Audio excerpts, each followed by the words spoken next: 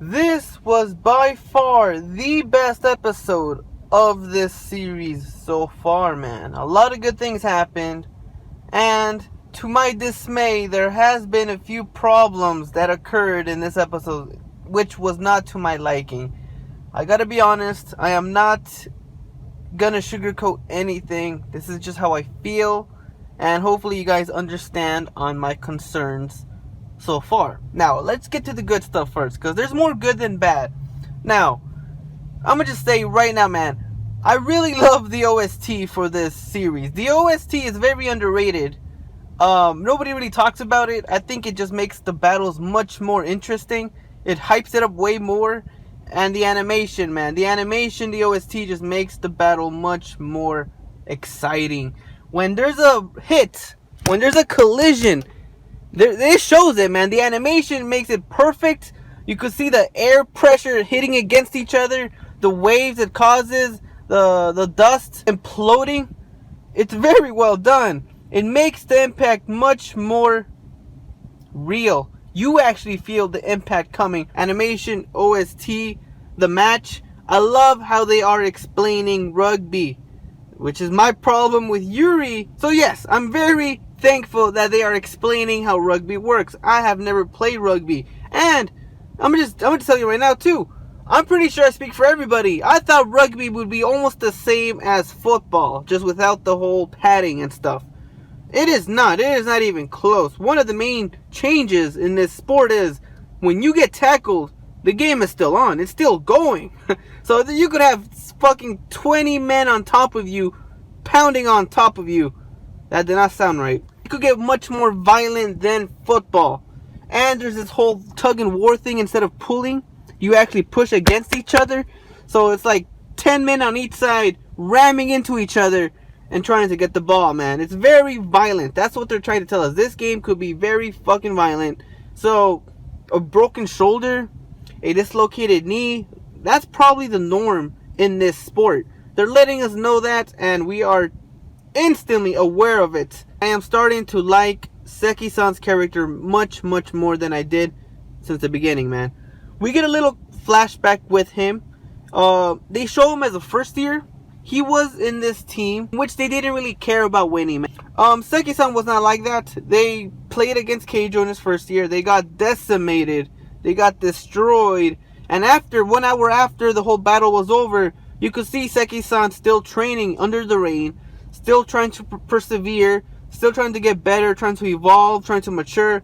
And man, that reminds me so much of Gion, which I assume Seki-san instantly saw when he wanted to try out for rugby. I am assuming that Seki-san sees himself in Gion when he was younger, when he was not as evolved. And that's I like that, man. I like that coach and student kind of relationship in sports, especially when the coach is somebody that's in their team, somebody that's been there, that's someone that's gone through what he's gone through.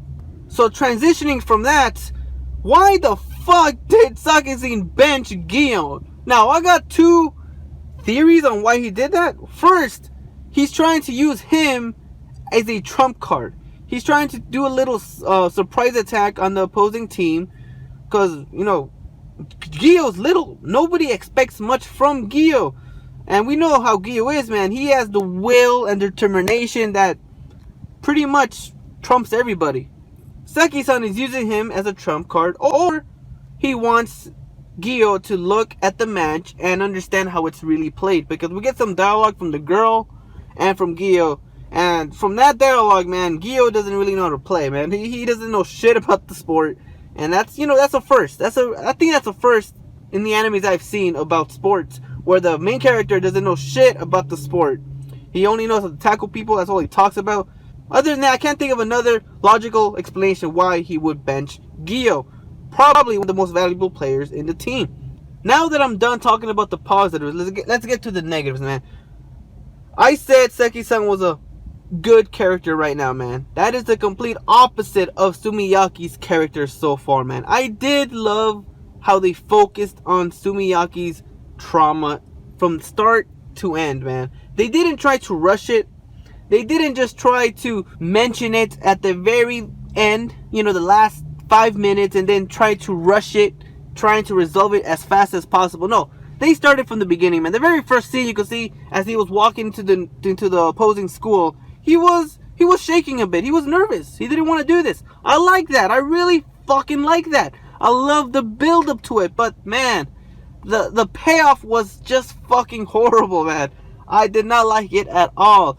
Sumiyaki should be strong enough to decide on his own. Man, he should have done this on his own instead of Gyo from the benches literally just saying, hey, Tree Trunks, try harder. And he fucking instantly overcomes his trauma. That was not well done, man. That was horrible. A trauma, if they're gonna introduce a trauma, something that scars a player, it should not be so easily dealt with, man. It should not be so easily dealt with. Same problem I had with Yuri on Ice. It should not be easily dealt with. It should not. It's a trauma. There's a reason why it affected him throughout all these years. And then instantly, Gyo says, hey, do better. He gets rid of it, man. He's able to fucking tackle his ex-best friend without a second thought. He wasn't able to do it until Gyo said, what, 3 words? And then he fucking tackles his ex-best friend? Does not make sense to me.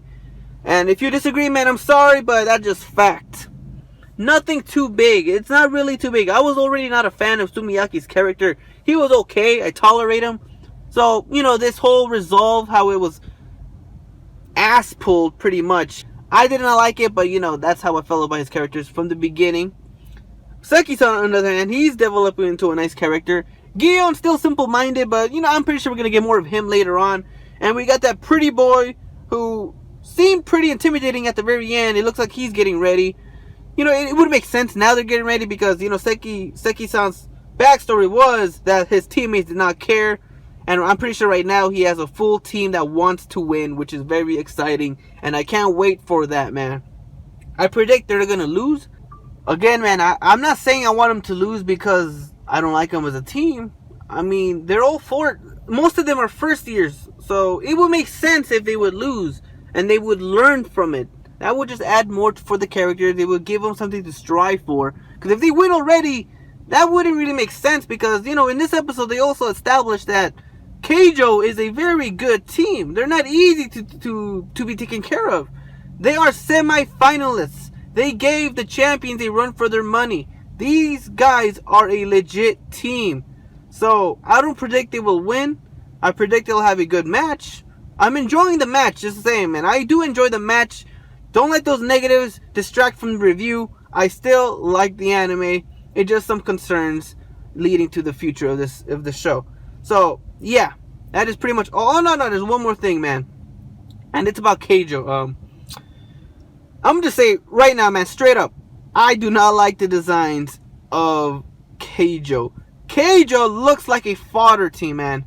The only one character got any screen time.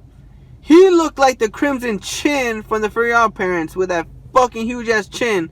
And the other, you know, thick guy, he didn't really do much. He looked like a fodder character also. And yeah, you might not think that's a big deal, but I think having a good, unique character design adds a lot more to the character, man. It adds more intensity. It adds more intimidation factor. They seem like they could actually pose a threat, but if they did not tell me that this school was a semi-finalist team, I would never have taken them seriously. Let's just put it that way, man. So, I just wish the other teams that get introduced have more of a better style. They don't look fodderish. They don't look like background characters. So, yeah. Hopefully, they change that, and we all good. We all good. If they're able to do that, that's good. So, yeah, that is my thoughts on this episode so far, man.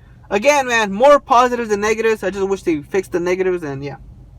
What do you guys think, man? Agree with me or not? Let me know down below in the comment section below.